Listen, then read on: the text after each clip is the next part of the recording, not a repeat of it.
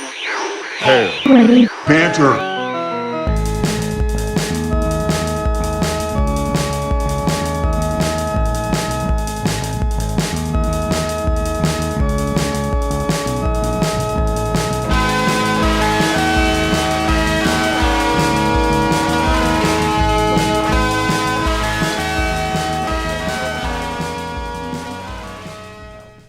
Well, we're back from break, and here's the clap. Sync it on up. Sync! And we're going to play the game. Uh-oh. The podcast game! It's not much of a game, really. It's just a question. We should have an air horn. Yeah, actually, the last episode I sang a little song to initiate the game. But basically, it's just another question, kind of breaking it up. Got a clipboard with 6 things here. Now, I just redid this. Things. Okay. Yeah, 6 questions or scenarios or whatever, Mm-hmm. topics. So there's 6 because you roll this die. Oh. And whatever you get, that's where we land. Now, previously I had a handwritten piece of paper. I have now typed it. Oh yes, so nice. But all these questions are new except for one. So you're the first to tackle all these except for maybe one question. Alright, so roll the die, and here we go. Yes. 4. 4. Oh my gosh, you got the one I was hoping you'd get. Now this is way different. Now I love the YouTube show Hot Ones on First We Feast. Have you ever seen that show? No. It is a show where this guy, Sean Evans, brings on guests and they eat chicken wings or vegan chicken wings in a row with different varying levels of heat intensity hot sauce. So number 4 that you got is Muy Caliente Time! And you can opt out of this if you don't want to do it, but what I was going to have us do is eat a slice of Mikey's Late Night Slice with very hot sauce on it, and then continue the conversation by having you roll another question. Let's do this! Alright. Well, give me just 1 second. This episode, Indigestion, brought to you by Actual Brewing and Mikey's Late Night Slice. Ah. So, I stopped at Mikey's on the way home from work and got these 2 slices of cheese pizza. You did, didn't you? I feel like they've raised their prices because it was $4 a slice. Yeah, I know. It used to be $2 a slice. Yeah, that's a lot for a cheese pizza slice. But I'm not complaining. Just saying, their pizza's shitty. Don't buy it unless you want really fast 1 slice of pizza. I like Mikey's. It's shitty though. I gotta tell you, man. I don't condone pizza that doesn't have good sauce, and theirs does not. No, that's true. So here's this, all greasy and delicious. All I right. also got some of that unicorn sauce because I figured you can't. Formerly slut sauce. Right. Should have kept it slut sauce. Another reason I don't like you anymore. Of course, I'm gonna keep eating it. $4. What am I gonna do? But you have 2 options here. Okay. You can take the Tropical Pepperco Ghost Pepper Jesus. and Naga Jalokia hot sauce. Mm. Put that on there. Put on as much as you want. You don't have to put on a ton. But, you know, it's very, very hot. Or the barbecue sauce. JB's Ghost Pepper. Pepper Danger Hot. I'm gonna go with Both this. Okay, then I The will Tropical Pepper Company. Naga Jaloka hot sauce. Cool. too. Naga Jalokia. All right. And everybody at home will enjoy as we die. Well, at least we have a Fiery token beer. fiery. You know, yeah, it would behoove us to have like a glass of milk on hand or I something. thought about that, but I didn't want to bring it up here. I hear you. And then I was like, I could have done that. I guess after the break we could have done that. We're just going to suffer. Okay. Now, I don't have any salad dressing in the house, so last time I had a salad, I put that barbecue sauce on it, and I put a lot on. Oh, God. Because I've had the barbecue sauce before, I like hot stuff, and I thought, I'll be fine. And I was up here, I was watching some TV, and I was just like mashing, I was just killing this salad. And then all of a sudden, I got the hot burps, and that's the worst when you start burping because of hot sauce. And my eyes are watering, my nose started running, and I was just like dripping, and I'm like up in my room trying to like, didn't know what to do with myself or where to go. It was pretty nuts. All right. This is going to be a fiery inferno, so you may want to pace yourself. I ate this on chips before. Mm-hmm. Yeah, it gets you. All right. But before you eat it, Mm-hmm. why don't we roll the next question? Okay. I can tell you what that is. And then we'll just wait to talk about it until... Go. I just got... Oh, it's Oh, gonna yeah. be like... All right. Rolling the die. Yeah, check out Hot Ones, because it's a great Number series. 5. Number 5. What would you do if you won the lottery? Gosh.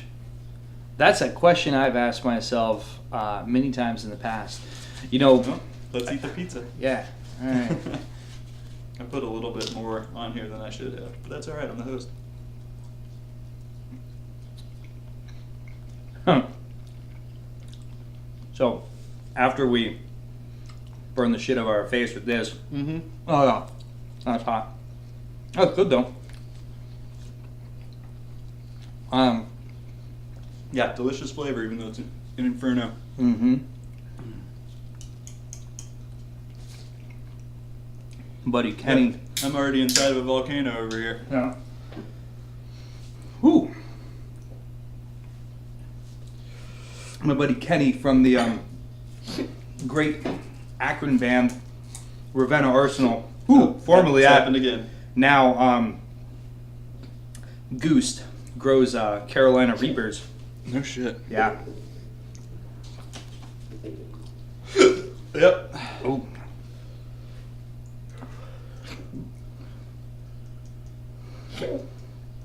Oh yeah. Oh, dude, that does not sound pleasant. The flame. Whew.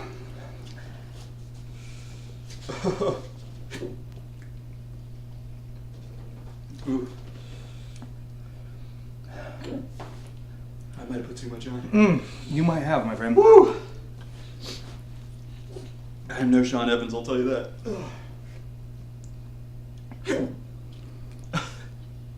They're like fire burps.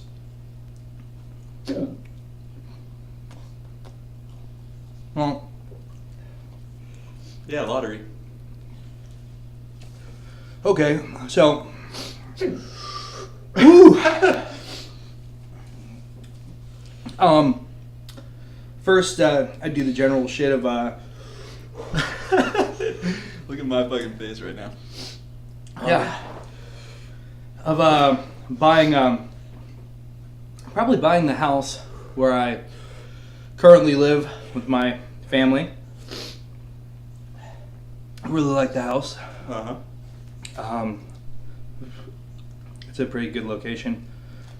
So on and so forth. Take care of those kinds of things. My father has some pretty kind of very rare and significant health problems going on at the moment. Oh no. Yeah, he has an autoimmune disorder that ends with the word neuropathy and constriction. Uh-oh. And what's happening to him is incredibly, incredibly rare. No kidding. Yeah, like the Mayo Clinic is in on this kind of shit. He's got a good sense of humor about it. My mom's has been an MRDD teacher for her whole life and career. She's getting older. I want her to retire. She won't because my father's health issues are expensive. Mm-hmm. I mean, that's a reason. There's all those other things go into it. But, be like, hey, Mom, retire. I can take care of this shit. Bam. Get all the rest of it in one bite. I don't know if I can do the rest. Yeah, dude, you put so much fucking sauce on there, I dude. put a lot on. I did not hold back. I'm like, I'm the host. I gotta fucking do it. Now people are gonna be like, oh, you need to eat the whole slice. Be like, let me tell you, I had enough. I'll probably have some more later. Yeah, I'm sweating. I got nose runs. Sweat sauce has cream in it, though, so I did utilize should help a little bit. sauce. I I bet it has cream in it. They shouldn't have changed the name. but probably start build a really nice recording and rehearsal facility for Yeah. my own band plus several others. Get and then run a good supportive record label out of there that helps bands put releases out on tape, CD, digital, and vinyl. And really provide promotional, booking, tour support, the whole fucking deal, like what record labels used to do. Why people think they'll put back the value that people had that record labels had. With the digital age, record labels don't provide as much as they used to, or at least they don't feel they should, because there's many more resources, free resources, and exposure, and blah blah blah, and all that shit. And we were talking about radio and all those things before, but I do that. Get my buddy Zach Sunderman, who's currently lives in Inwood in Manhattan, and he's studying for his doctorate at the New School of New School of Sociology in Manhattan. Yep. He's teaching there too, but he had a label.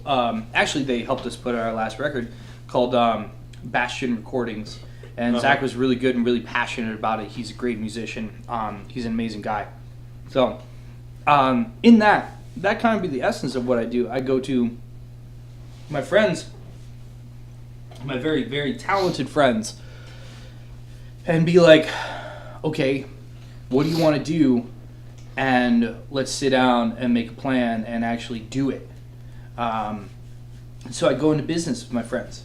I would start a real artist, kind of artist-driven production company that would do screen printing, murals, branding, design, illustration, vinyl, stuff like that for and specialize in small businesses, boutique businesses, things like that, getting them what they need for their point of sales and stores and stuff like that.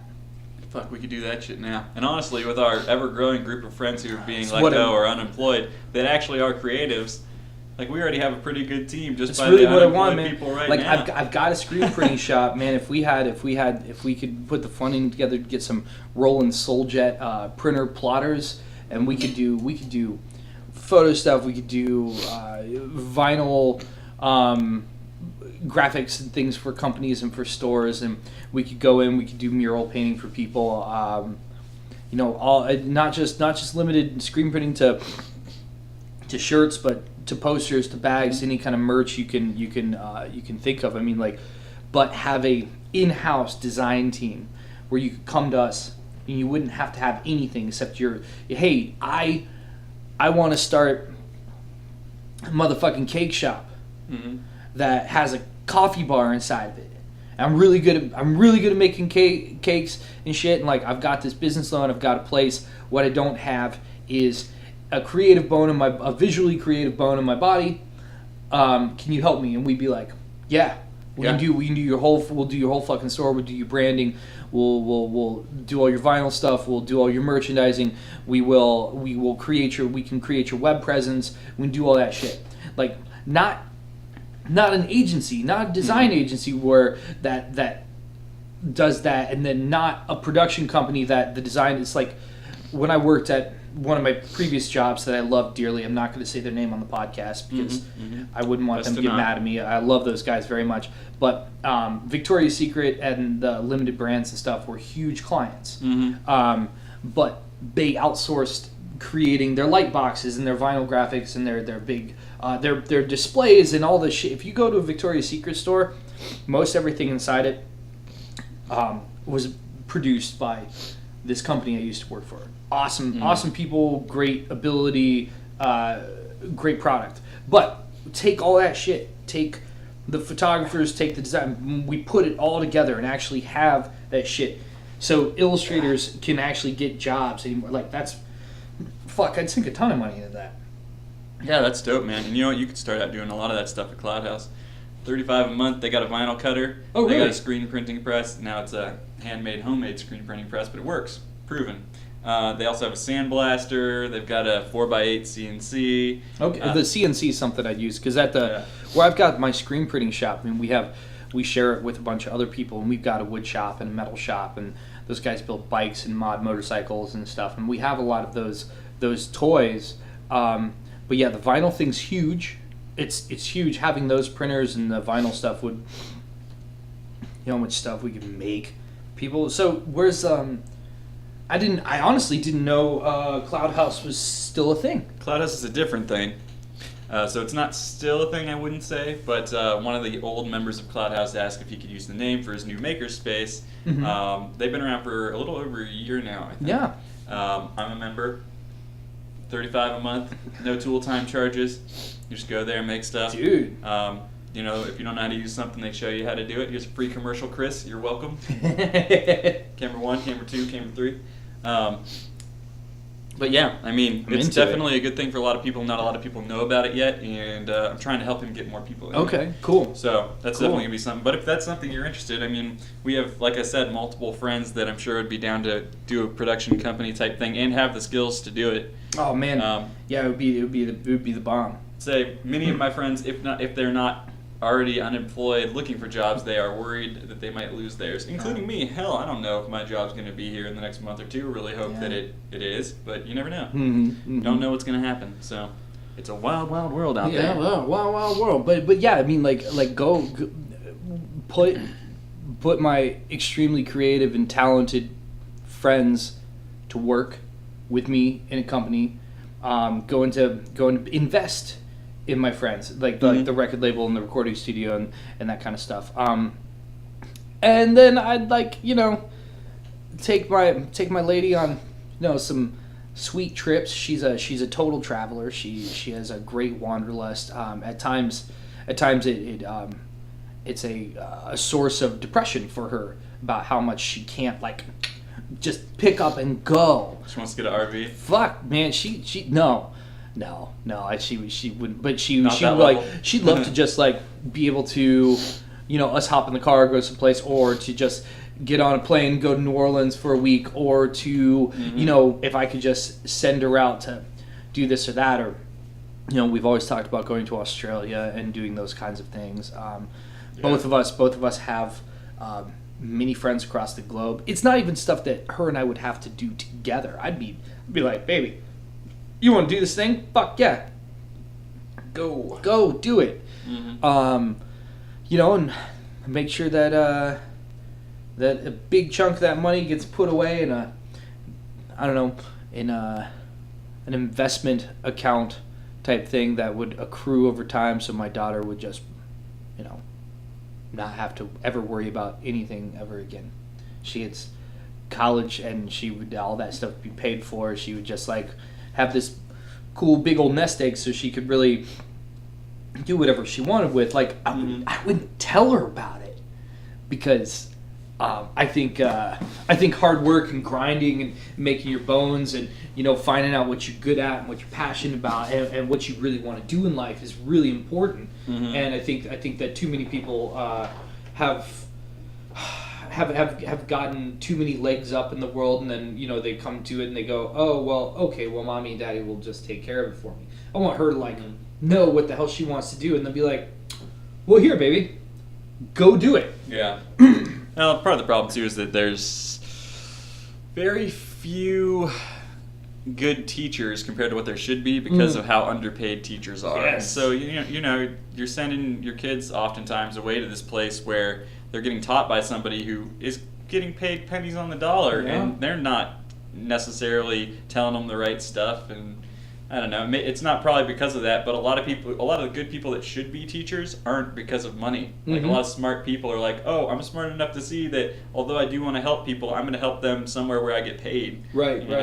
Well, and then even when you have those, real super altruistic ones who are willing to do it for the pennies on the dollar, they get throttled and inhibited by state legislature with the curriculums and what kind of books or funding and budgets and all this fucking brouhaha, when what they should be given, the administrators and the legislature should do their jobs to make sure that educators and the education system functions is in everybody's best interest, that they have the means and the money and the tools and the facilities and the resources to actually actually teach. That nobody's trying to slip in some creationist bullshit inside this thing or that. I mean, like, you can have your religion, whatever, keep it at church. Keep your religion out of my child's education and off of my body. Yeah. We'll be fine.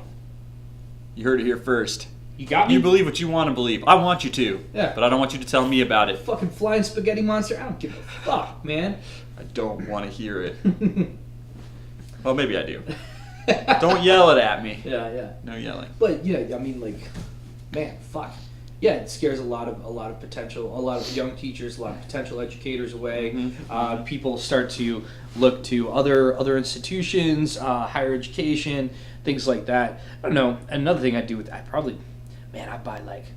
buy properties in different parts of the world. Like, I buy an apartment building in Florence, and I would keep one of the apartments for myself, and I would keep like a cool little house in Denver and Portland, and a condo in New Orleans, right in the French Quarter. Airbnb that shit all the time. Well, no, fuck that, man. I'd have a caretaker that comes in. Nah, you can't just have those properties sitting there. Come on. Man. Well, okay, so the Airbnb thing is, as much as it served me well several times in being a traveler. The Airbnb thing can be really harmful for local economics. So you have this. Health? You have a person. No. For individuals who live in neighborhoods. So you have a person of means who comes into a neighborhood and they buy a bunch of properties that people should be living in. Affordable places for natives. But you said you own these anyways. But in your scenario, you already owned them. They were just going to be vacant.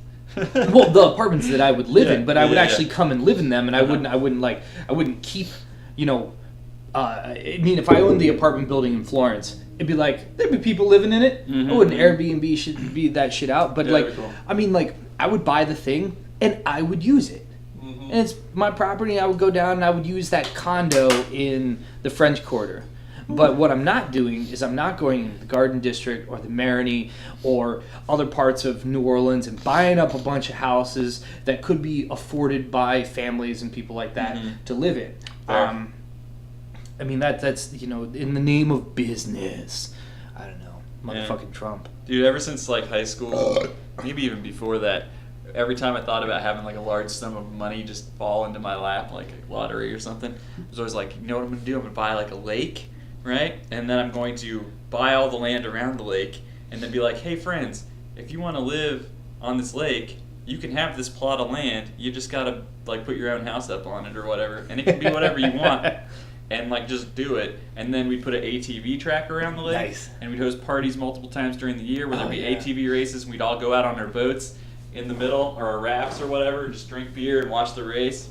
I'd like a nice piece of property out in Northern California, near the coast, like a big piece of property, and I could build a home, the guest home, which would be be occupied probably by my daughter and her teenage friends in later years, but also other like guest homes around the property for friends, people to stay in, but also like way out from it, a venue, like a stage with lights and space and like that we could host like drive-in movies for the community, or it'd be far enough away from everybody that I could like have a bunch of bands come and play at my spot and stuff, and that'd be sweet. Just look out over the north the north coast of California. Just freighter people out to that island. That'd be sweet.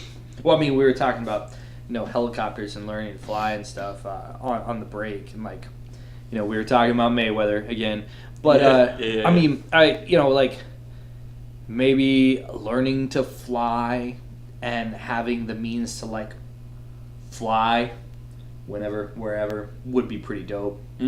But absolutely. I mean, less. I don't think I would try not to focus too much on material means for myself, and mostly try to like invest in my friends and things and people that are really good at what they do, who are not getting the opportunities that they should to get what they have out to the world. I mean, everything shouldn't be big box stores and franchise chains and independent spots shouldn't be priced out because, well, fucking whatever wants to raise rents on this thing or that thing or the other and like price people straight out. So Anthropology moves into the Short North. Oh yeah, God, garbage. Yeah, exactly. And the Short North used to be banging.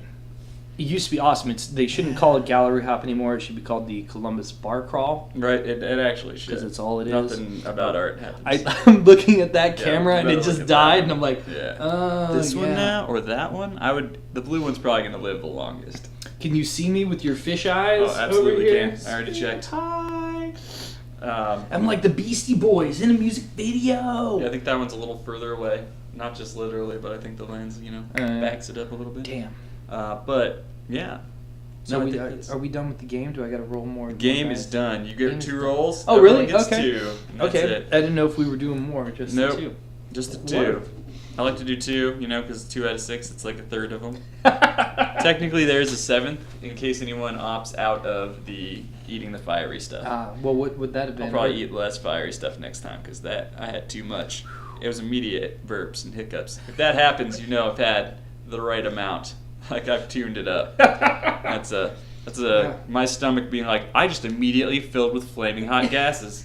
Like now they're coming out. I'm feeling better. Like my mouth isn't burning, but I'm still like, it's like this room turned into a sauna, and I'm still have that sheen of sweat and hotness going on. Yeah, I had stuff coming out of my nose for sure. Not as bad as you. Not as bad as you, because I wasn't a dumbass. But no, I was just I'm being a good host. Right, but I also want you. I also want you to be able to live so we can finish the episode. I'm live. I'm good now. Okay. I'm clear. Just if I have another bite of this. Ooh, yeah. No, I man, that's do a lot of red. Maybe just a little bit. That's less than what I put in already.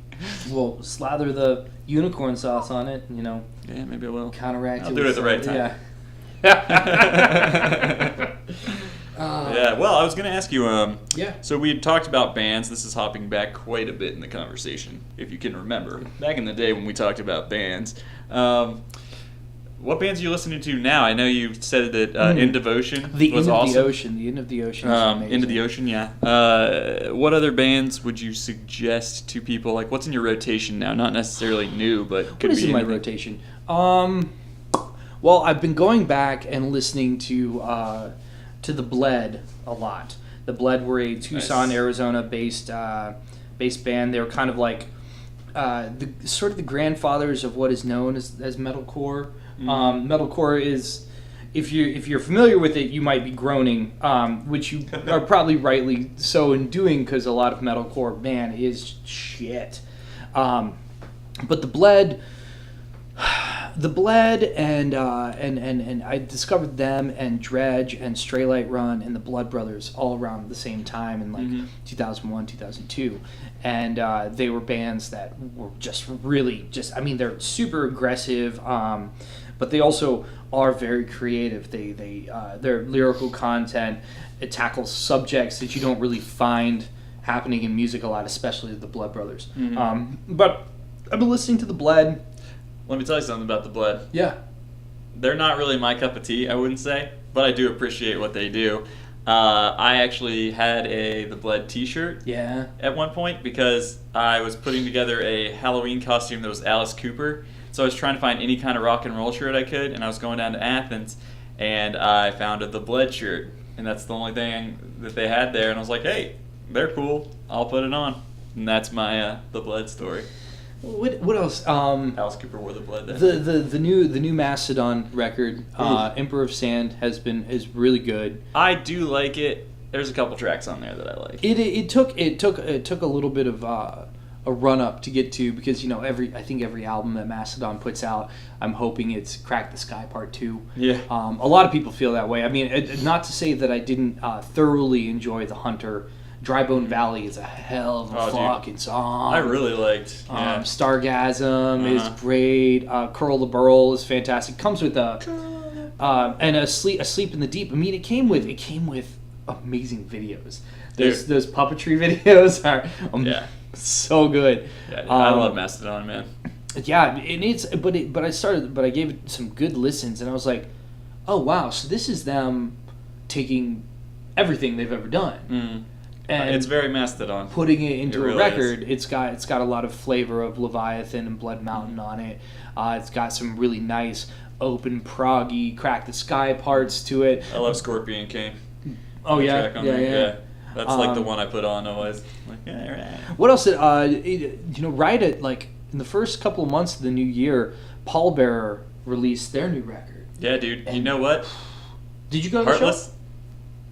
No, I totally spaced it or was gone. I've been so busy, man. Yeah, so I well, keep it was missing shows. right after Rock on the Range because we yeah, ran into I was Woody gone. there. Yeah, okay, right, because you guys Went to LA. Yeah. I had a wedding that weekend, probably that the Pallbearer show was. Oh, okay. So I had a wedding, and then we took off for LA. Yeah, man. Just immediately. Have you talked about it on the podcast yet? A little bit, yeah. I mean, Okay. I don't know how much I've talked about it.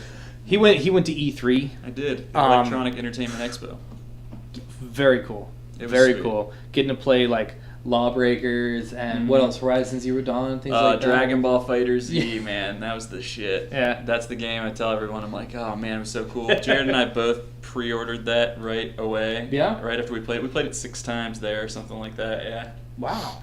So was Went that? Actually, I'm curious. What was that like? Like lines and getting in and like sampling stuff. Like, was it super crowded? Was it hard to like getting? Was it kind of like going to a music festival where you kind of like hurry up and wait sort of thing? Essentially, it was very crowded. There were a lot of lines for things. A lot of game demos were like 30 minutes long, so those lines would be ridiculous, and you never knew like how long it was going to take to get through them. Yeah. Because you couldn't really judge it based on how long the line was, because demo took forever.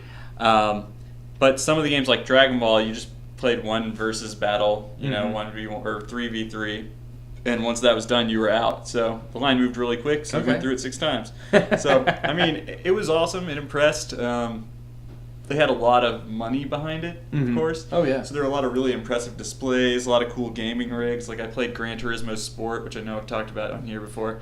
And they had like a car seat that you got in, and, like a professional racing wheel with paddle shifters. And cool. It was really sweet, and I'm going to buy it. I actually just bought a racing wheel from that bidding site because I'm like, dude, because I just want to have friends over and we can just play like online or single player mode and just take turns using this wheel. And it's So so playing online is like the thing these days. I feel like from time to time games suffer in their just the campaign story mode or just body of the game for just being an online experience. I don't play much online. Mainly, A, my internet connection at home isn't all that great. But B, I'm kind of like, I don't know, I like going over, like if I were to come over to your house and we were to pop on, I don't know, like Halo or Destiny or something like that, and we were going online and we were playing, like that'd be fun, like doing it with friends and stuff. But I am so not one of those gamers. I'm hardly a gamer. Hardly even classify myself like that. I enjoy video games, but I'm not somebody who's going to sit at home and Tekken is as close as I've ever come to religion. But I am not going to sit at home online and play people in Tekken, although I should. I just bought Tekken 7. We played it on Monday for 3.5 hours. Yeah. And streamed it. Oh, fuck yeah. Wish I hadn't missed that. Dude, sorry, I should have called you. I love Tekken. I'm a terrible friend. Love Tekken. Hwoarang, Jin. Dude. Yeah, my dudes. I played, I was really good. I hadn't played for a while, so... I love Steve and Bob, too. Steve was always my, favorite, because he's the best boxing character in any fighting game. Yeah, he is. Amazing. But I played as martial law a bunch. Oh, word. Right on. His a lot of his new stuff in 7 looks really cool. Like, I like how they've been able to re-engineer longtime characters to offer something new in the new game, and even in Tekken Tag 2 and things like that. But it's really exciting, and I love it dearly. But that's fucking cool. Yeah, we'll have to play for sure. Yeah. There's a treasure mode where like they pretty much stole it straight from Virtua Fighter, And you're fighting a computer opponent that's got like a username, screen name, as if they're an online person. Mm-hmm. And when you beat them, you unlock a treasure chest, has an item in it, and you can equip those to your character model. Yeah. When you're playing versus mode and shit. Oh, You cool. can fight Yeah. with, like different costumes with all this junk on.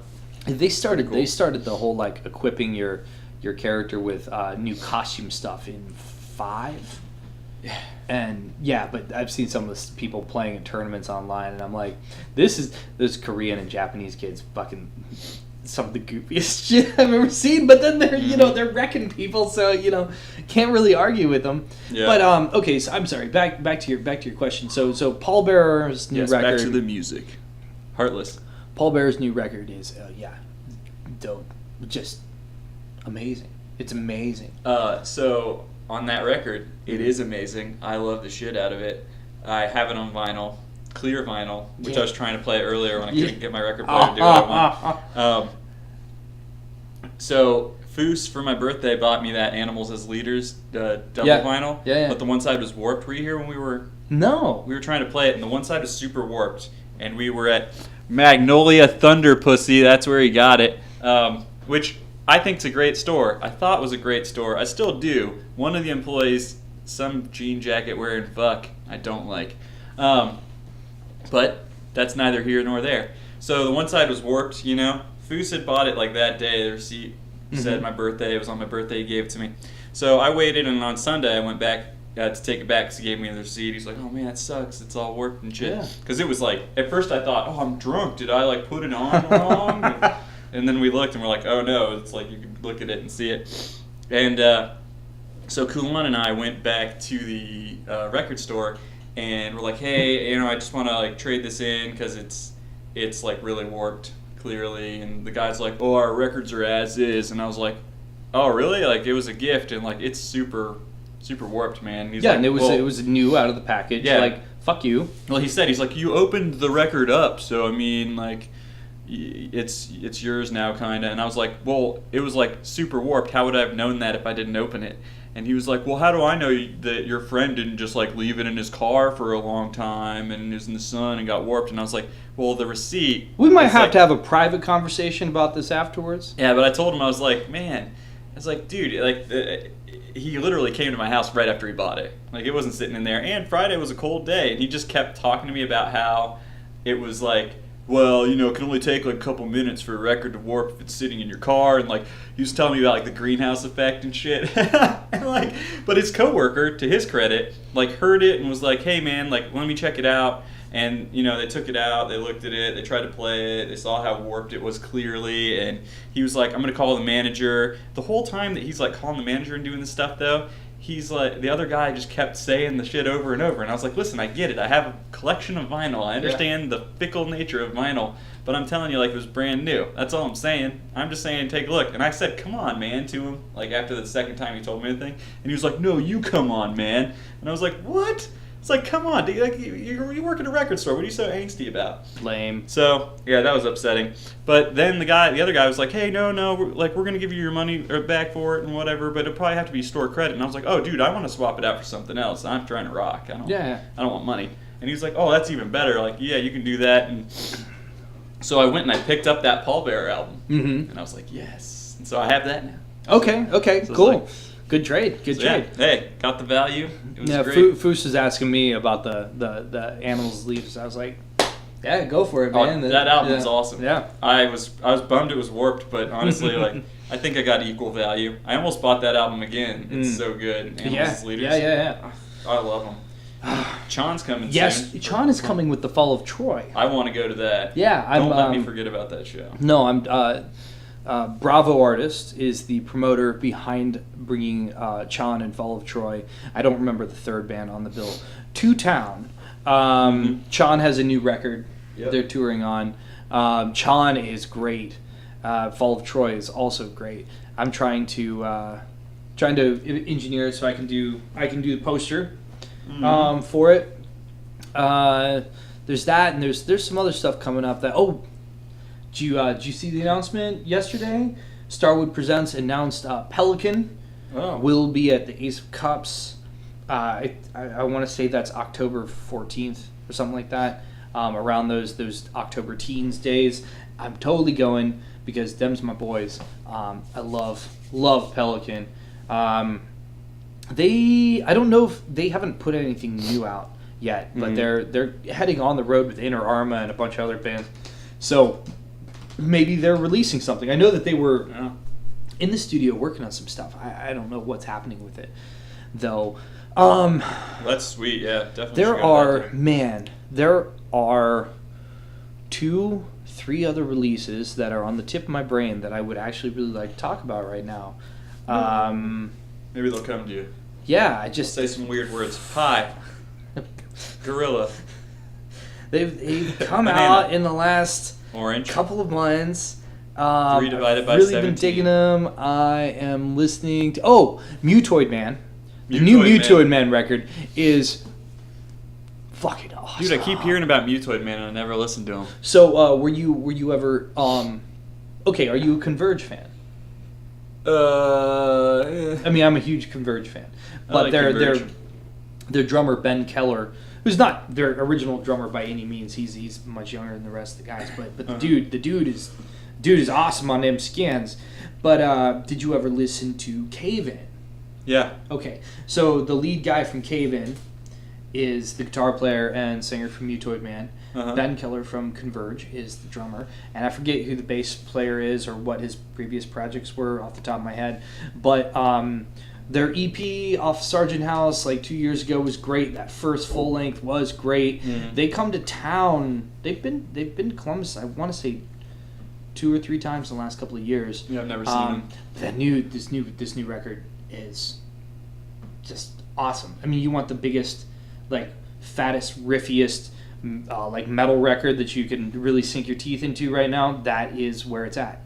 I'll have to give it a listen. Dude, they're wow. Yeah, there was one other that is not coming to me. But gosh, what else have I been listening to? I've been reacquainting myself with And So I Watch You From Afar.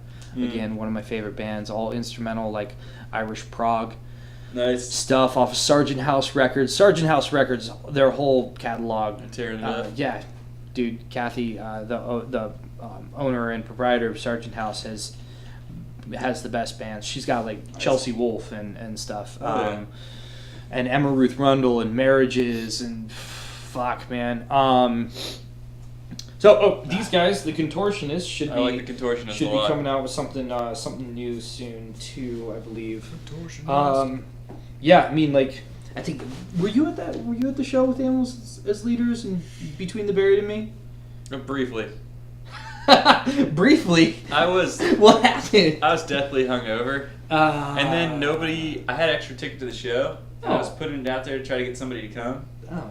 And nobody wanted to. None of my friends could come, really. Because me and Blake were there. Yeah? Yeah. I didn't know. Oh, I think I talked to you about that after, actually, Yeah, but I didn't know. And probably. I was like, and I also felt like shit, so I wasn't doing my best effort to try to, like, and I kept being like, man, do I even want to go to this? Like, it was one of those, like, I'm kind of depressed and feel like shit.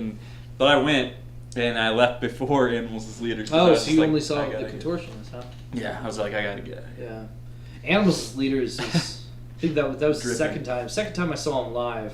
First time it was kind of like the venue wasn't great. I didn't have a great view of the band, and I've seen videos of them and stuff. But seeing them at the Newport Music Hall, just the 3 of them on stage, fucking owning shit, was awesome. I mean, it was like sometimes I'm in an instrumental band, and sometimes I have a hard time imagining how certain instrumental bands or whatever will hold a crowd or hold a stage or just like, really put on that performance. Sometimes they don't. No, you're right. But Tosin Abasi was just having the night of his life. My favorite part of their set, and I probably told you this before, but we can retell it again, was I forget what song they're in. It might have been Physical Education, but Tosin's out. They get to this solo part, and he just walks out to like the middle of the stage. He's got a foot on the monitor, and he's just, wailing away. Yeah. And Javier's way out there on stage right, and he's wailing away too. And Matt Garska, one of my favorite drummers.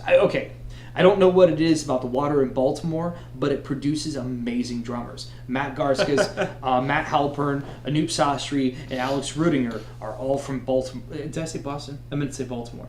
I don't know. Baltimore. I think you said Baltimore. All 4 of those guys from Baltimore, and they all are some of the best dudes in the biz. Awesome. But Matt's just there. He's drumming, and I'm a drummer, so of course I'm watching him. But I also watch the dynamic of the band. And Matt's playing. You kind of see this smirk sort of kind of overtake his mouth a little bit. And then Javier's standing there playing, and his big paws, palm muting and playing that string Ibanez and shit. And it dawns on him that while Tosin's out there just wailing away, they are lost. They are lost in this jam part of the song. They have totally lost the script. The only one who hasn't is Matt. And because Matt's known this smile is kind of creeped up. He knows that they're lost. They've gone way too long. And Javier looks back at Matt. He's like, "What's going on?" And Matt's like, "We're right here. It's okay. I got you, man. I got you." And Javier comes like walking up to the drum riser, and he's playing, and Matt's like, "Okay, here we are. We're in the groove together." Okay, and they got it together. And Tosin's out there just doing bright white teeth and those giant hands just shredding up and down that guitar. It dawns on him. This is going on for a really long time. Yeah. It dawns on him that he's lost. He turns around and looks at them, and they're both like, it's cool, we're here. And so they all like converge upon the drum riser, and they're playing, and Matt like goes, okay, here we go. Here's 1, here's 2, here's 3, here's 4, and they change. And they go into the next part. And it was the best example of a brilliant band losing the script. Yeah. And then picking it back up, making a rookie mistake, and almost. I swear the only people in the audience. And now, granted, it's Animals' leaders, BT Bam, the contortion show. So I'm pretty sure the audience, a good chunk of the audience, were musicians. But it was only the thing that like a musician is really going to catch watching it. But their brilliance in doing it and then coming back together was what was so admirable. I'm good. My guys are really good. I don't think we've been able to recover from that. Dude, yeah, that's crazy. It was a masterclass. It was fucking brilliant. And BT Bam was awesome, and they were just one of the best bands in the entire fucking world. Everybody in that band is just the top of their game. So listen to them. Listen to Between the Buried and Me, Animals Leaders, the Contortionists. Listen to it was Confest Friday. It would have been June 23rd, and 2 weeks before, my dude Matt from Boston, I wake up to a text message from Boston. And he's in a band, he's in a great prog metal band called Protean Collective. Oh, nice. Protean Collective. They're about to release their newest full length. But they did a quick Weekend Warrior thing, and their Ohio date had fallen apart, so he texts me 7:30 in the morning. He's like, "Hey, Joel, the 23rd, can you help us?" And boom, that day I had venue booked at the bands. Nice. I knew it was going to be like low attendance because Confest and this and that. And that Friday ended up getting rained out. The last minute, one of the locals had to bail on the show, but they had found their replacement, so like everything went well. Sweet. I only got to go for a minute because since Confest got rained out, all the venues around town had put on free shows and picked up all the Friday bands. No doubt. So we went to every single one of them. We went to every single one of them. We went to Bossy Girl. We went to Space Bar. Went to Rumba Cafe. We went to a fourth one. We stopped by the Little Rock for a minute. That was incredible watching Columbus just pull together and do that thing. I wanted to go out that night because I saw your message on Facebook about like how you were booking stuff for Confest and all that, and bands were playing everywhere. But I had to wake up at like 5:30 in the morning the next morning to go shoot something for the school I work for. Oh, okay. We were going to Wellington, Ohio for the Scottish Ohio Scottish Games. Scottish Festival Games, of the Arts. my buddy Rob, the guy I told you about that needs the CNC or the laser work and stuff. He owns Rob McKiernan. He's in my phone. Whatever. It's the first time I've actually tried to say his last name. Well, all right. But he owns like a CrossFit gym, and he teaches self-defense and blah blah blah. And all this Nice. stuff. Probably But one of the huge dudes I saw there. yeah, he is big in organizing those Scottish games. He refinishes wood, and then he brings them to me, and he has a design, and we screen print the prizes, the first, second, and third Nice. place prizes on the wood. Uh-huh. And he had the numbers, the 1, 2, and 3, CNC routed out for him. Sweet. But he's like, I have them I done probably by. saw him there. Sure I did. Yeah, he mohawk, big burly guy with a big Uh-huh. old beard. Huh. But he's like, I'm getting robbed on these. I was like, well, who does them? He's like, some dude in New Mexico for me. I'm like, we like the idea found. Yeah. Here, talk to Tristan. Yeah, I can definitely do him for him. So, easy. he doesn't said we don't have anything coming up until the fall, but Whatever. yeah, but we went I back. was there. Yeah, I yeah. ran the Kilted Mile. Oh, cool. There's a kilt behind you that I bought there. We talked about that. I No, want to wear it but, on the podcast, but it's not a good shot, not a good look for the podcast cameras. But at the end of that Friday night Confest, we went back to Hampton's Underground to see the guys and put them up at the house and stuff. So Nice. they came. We grabbed snacks and food and stuff, and went back to the house and hung out with them. And they crashed on my floor and stuff. We had a really great time. And then Matt called me a couple days later. He's like, "Thanks, man, sincerely." And I was like, "Of course. You guys are rad people. Next time I come out to Boston, we on tour or just hanging out, you're the first person I'm calling." And he's like, "Yeah, anytime, whatever you want." So a lot of here's another. I don't know. It's a good segue into this kind of bullshit about like booking and promoting and playing in local bands and so on and so forth. That's part of why we do it. Joe, my rhythm guitar player, one of my best friends in the entire world, had a conversation about this. Why, when a band from out of town hits you up and says, "Hey, can you help us out with the Wednesday night show?" You say yes because there was a time when somebody else did that for you, or Right. that favor is going to come back around to you. This is how we cultivate relationships. This is how you do all that stuff. It's like Protein Collective. They're my friends, but you know what? They owe me a big solid.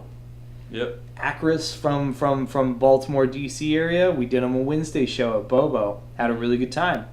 They owe us solid, but they want to go on tour with us and stuff too. So like, They'll you're pay back. Yeah. Come back you to make friends, and your friends end up owing you, or you end up owing your friends. It's kind of like hey, we're all about the swap. We're all about making this shit happen because nobody's gonna make this happen for us. Hell yeah. So go out, support your local scene. Make love to a local musician, buy their shit, and Do it help with your everybody ears out. or your genitals. Either are fine. With your ears and their genitals. They don't care.